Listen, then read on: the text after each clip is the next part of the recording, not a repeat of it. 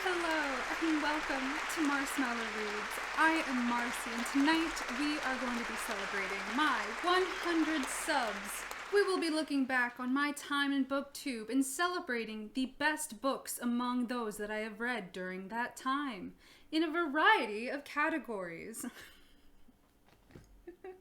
Sorry, okay, I can't do it. Alright, back to my normal voice.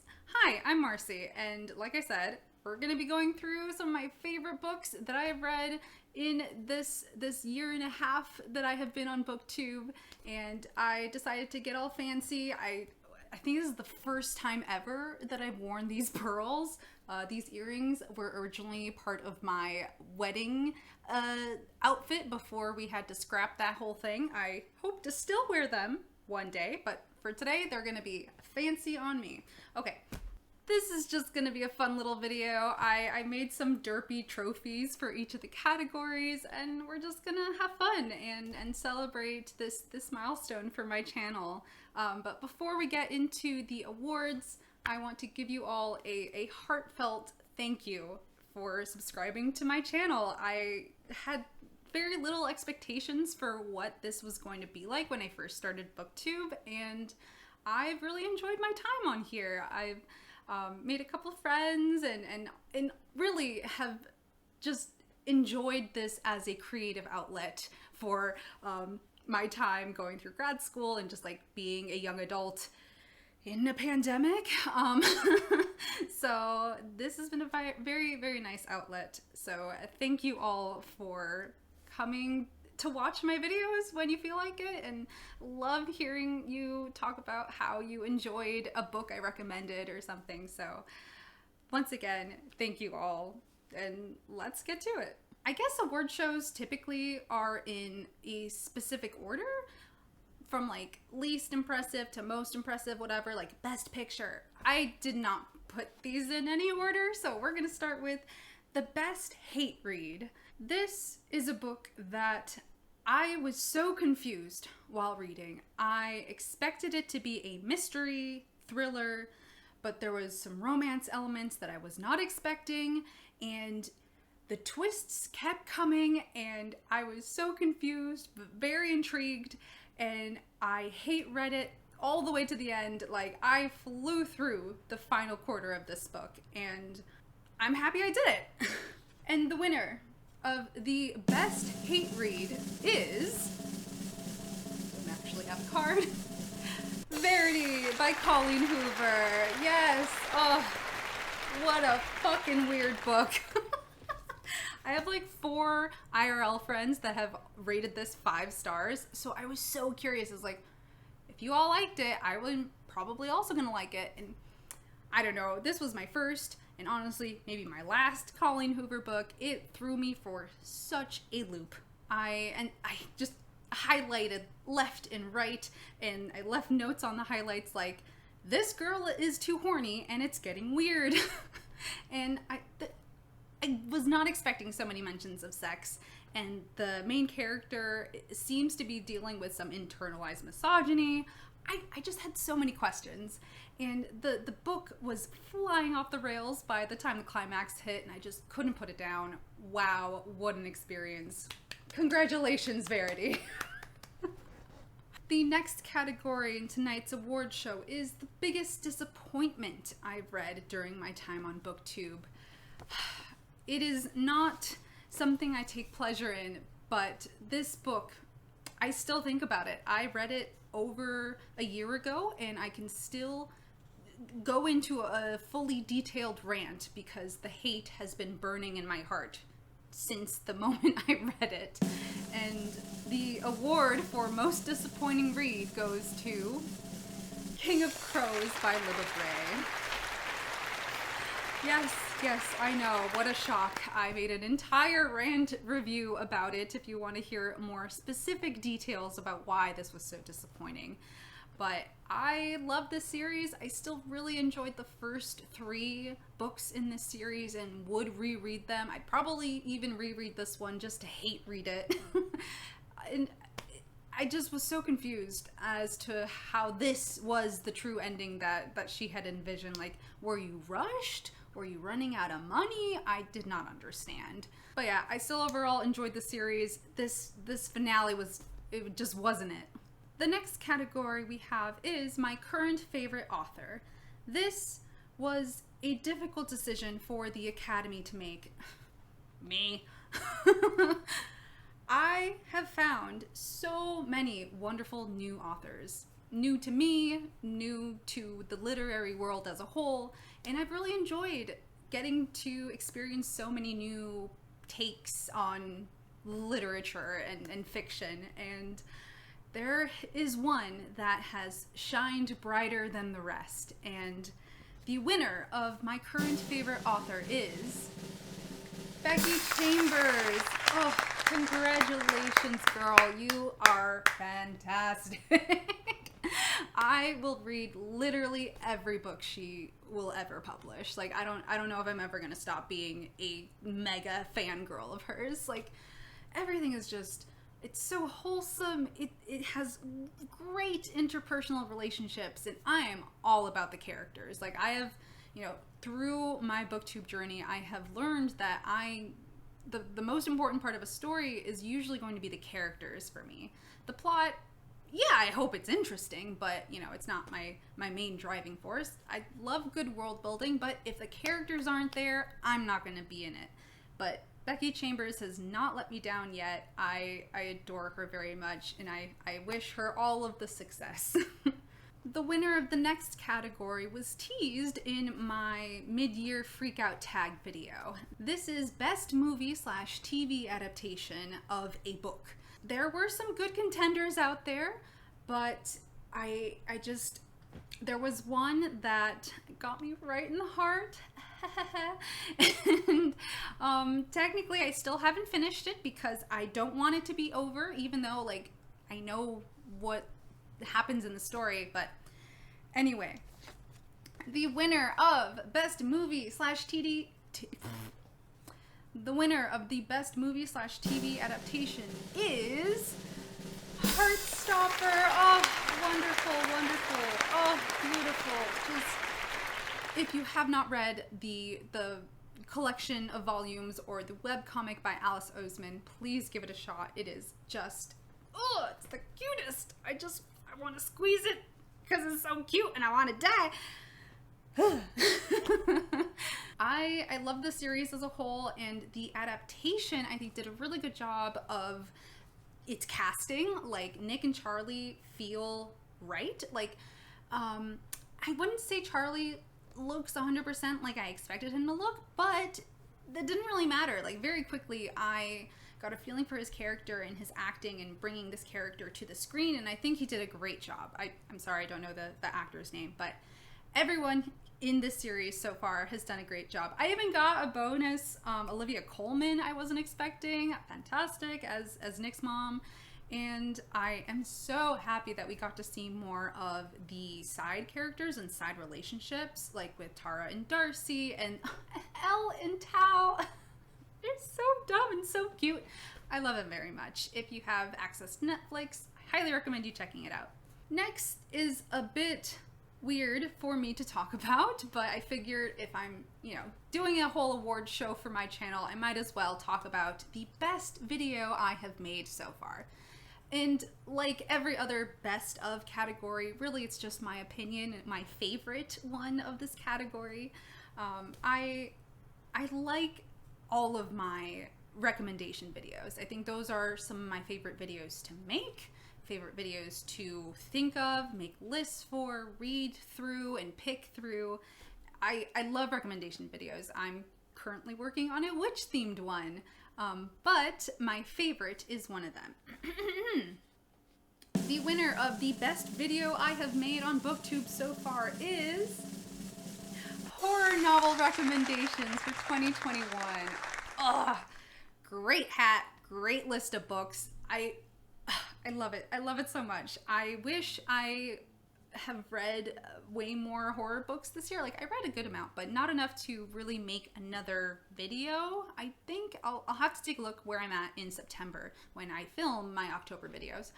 but I would still recommend this video as we're approaching spooky season. If you want some horror recommendations, I have some very scary ones. I have some more like mystery thriller types, some more cozy ones. So if you're interested in that, give it a shot.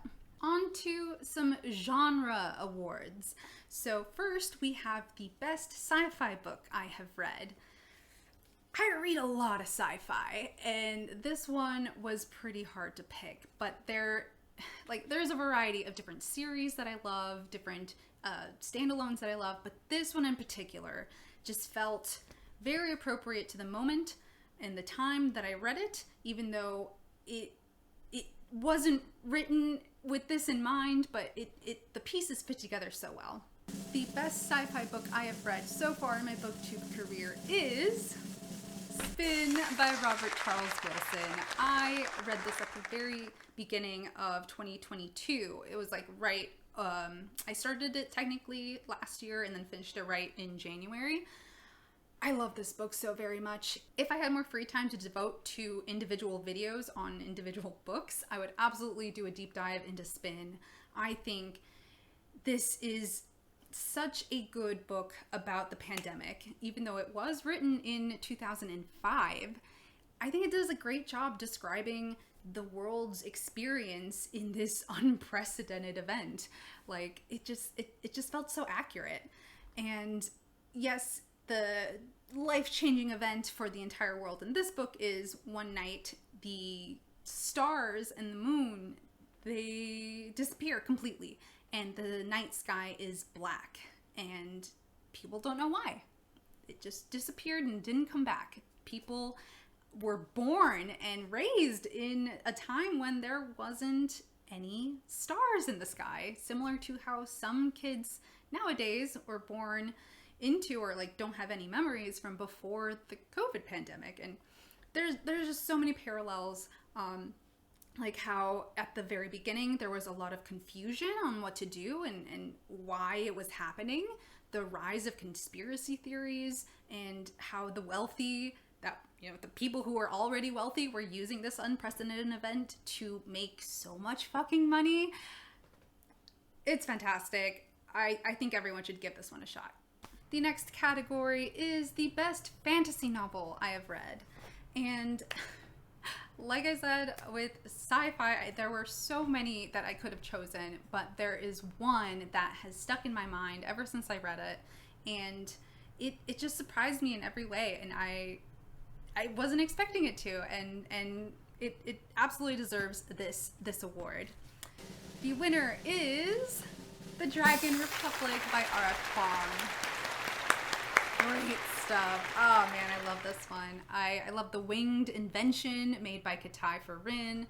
I love the bond between Rin and Katai that they made and are learning to deal with. And I love the little band of shamans that are kind of like this X-Men type group in the army. And they are working together, learning their powers, learning how to control it and try not to go crazy. Literally, I laughed, I cried. Perfection. And we also get a really good introduction / background-ish of the trifecta, the big bads for like the whole series and how absolutely messed up they were. And ultimately it was a very good setup for the third book and my favorite of the whole Poppy War series. Next up is best romance. So romance is a pretty new genre for me. I honestly have not been reading it much. The very first book I read in the romance genre was, I believe, Get a Life, Chloe Brown by Talia Hibbert, and it changed my world.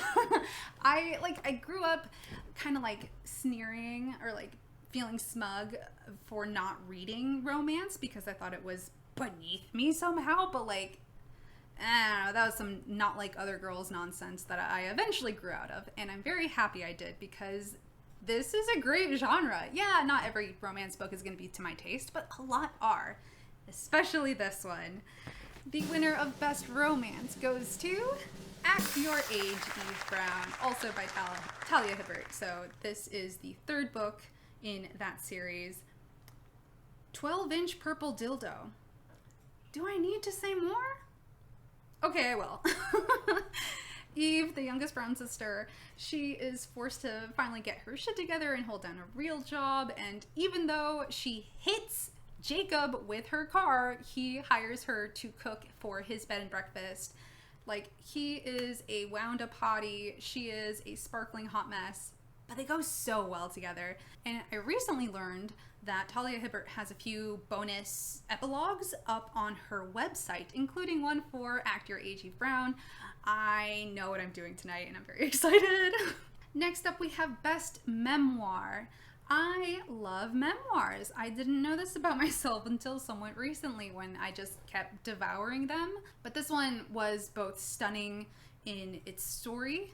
I mean, it was real life and traumatizing, but the way she tells the story was so unique and brilliant. It's amazing. I highly recommend it. The winner of Best Memoir goes to In the Dream House by Carmen Maria Machado. I technically didn't read this while I was doing BookTube. It was like right before I started my channel, but it was very much a BookTube inspired read. Like, at the time everyone was reading it and recommending it, so I'm gonna count it anyway. I was so impressed by how Carmen Maria Machado weaves her memoir's narrative using a variety of literary styles like fairy tales, fantasy, horror, and more to describe her harrowing experience in an abusive relationship with another woman, which is pretty rare to hear about. Like, you don't normally hear about abuse of like any kind in the queer community, not because it doesn't happen, more because it's kind of taboo to talk about. And I feel like it's as if speaking about these experiences somehow argues against same-sex marriage or LGBTQ plus acceptance as a whole. Like obviously that's not, but like some people with bad intentions could use them as that argument. So it absolutely sucks that it happened, but I'm glad that someone is talking about it and starting that conversation. This is a category that I don't read that much of, but the good ones are pretty good. This is Best Literary Fiction, and I read this one via audiobook because most literary fiction is a bit too slow for me to read any other way, and I love speeding up my audiobooks, so this was a very good use of that format. The winner of Best Literary Fiction goes to Homegoing by Ya Jessie. Congrats. Beautiful cover, beautiful story. Like, this is an epic tale of two bloodlines stemmed from the same root, but with opposing outcomes. And it all starts in Ghana 300 years ago. We see the beauty and the sorrow that follows these families through chattel slavery, U.S. Reconstruction, modern times. Like, they go through a lot. And Ya Jessie's writing is just impeccable. It draws you in from beginning to end. Highly recommend. Next up is a category that has produced a lot of hits, but more misses, really. This is Best Young Adult Fiction, or Best YA. Like I said, I've tried my best to find the best of YA, and this series isn't perfect. This specific book isn't perfect, but it is so fun and not necessarily unique, but it does what it does well, and I had a lot of fun reading it. The winner of Best YA goes to The Inheritance Games by Jennifer Lynn Barnes. Congratulations. Like I said, it's not a perfect book. I definitely didn't like the second one as much, but I'm hoping that the third one that comes out at the end of August really ties it all together and brings it back for me. But anyway, this first one, like the story itself, the cover is a mess, but I somehow love it. Like, yes, we have the classic bland high school insert character for the main girl, you know, Mary Sue type of girl.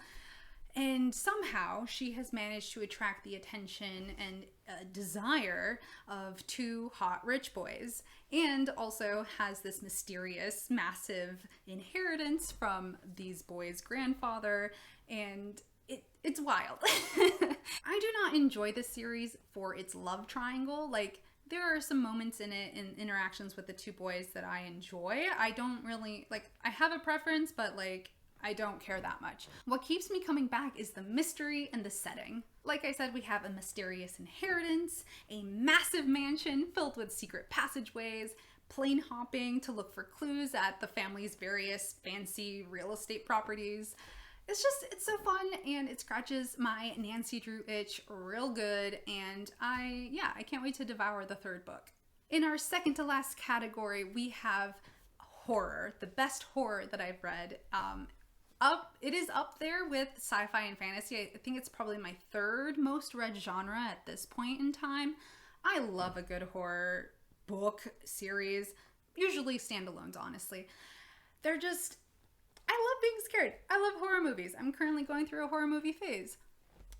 I have a few horror movie recommendations that I've done. If you are interested in seeing some horror movie videos from me, let me know, because I would love to do that. Anyway, back to the books of horror that I have read. This one was a surprise, and I hadn't really heard about it anywhere else. I think I maybe have heard one other booktuber talk about this book, but I think way more people need to know about it. If you are any sort of horror fan, I think you should read this. This winner of Best Horror Novel I have read so far is The Good House by Tananarivu. If you've been around on this channel for a while, this probably is not a surprise to you. Ever since I read it, I cannot stop gushing about this book because it really is that good. I promise. It has such a good haunted house / haunted family story, and I really connected with and felt for the main character, Angela, as she tried to restart her life after the loss of her son. But then stuff comes back to haunt her, literally, and then she has to figure out what's going on. Plus, there's a wonderful reconnection with her high school boyfriend, and I was not expecting that ending. I had no idea it was going to go there, but it had me crying. It was great. And the last award for tonight is Best Graphic Novel. I love graphic novels. They are a quick read. They're usually gorgeous. I love seeing all the illustrated styles, and they're just, I don't know, they're very cozy for me. And this one especially so. This is the coziest graphic novel I could have chosen. And the winner for Best Graphic Novel goes to Anne of Green Gables by Mariah Marsden. The whimsy is just dripping off of these illustrations. These are gorgeous, beautiful. I would give all of my money to be able to jump into this world. I wish. Yes, it is kind of, a fantasy world. Nothing is ever going to be this wholesome and beautiful, but I can pretend. And Anne's character was just, she feels fully brought to life in all of her adorable awkwardness and love of the world, and it was such a good time. And that concludes tonight's award show. Thank you all for coming. Thank you all for watching. Thank you for subscribing to my channel. If you are watching this video and happen to not be subscribed, then go ahead and consider clicking that subscribe button. I had a lot of fun doing this video and thinking of all the categories. I think I'm going to aim to do another one of these when I hit 500 subs. I have no idea when that's going to be. It could be next year, 5 years, I don't know. We'll have to see. But until then, I hope you all have an amazing week. Wait, no, that implies I'm not going to make another video until I have 500 subs, which isn't how you do that. So no, I'm going to see you in another video in a couple weeks, probably my July wrap up, but whatever. Until then, I hope you all have an amazing week. Do something nice for yourselves, do something nice for others, and I'll see you in the next one. Bye.